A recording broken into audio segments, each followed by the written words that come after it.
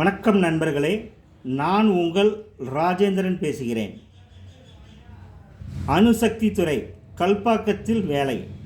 என்னென்ன பதவி என காண்போம்.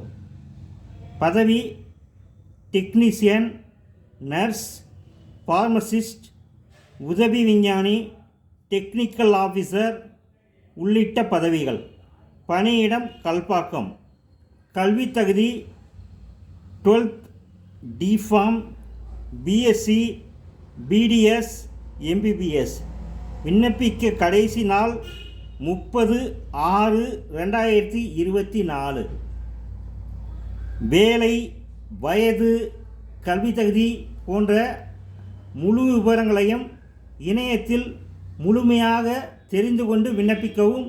தகுதியுடையவர்கள் விண்ணப்பித்து பயனடையவும். வணக்கத்துடன், உங்கள் ராஜேந்திரன்.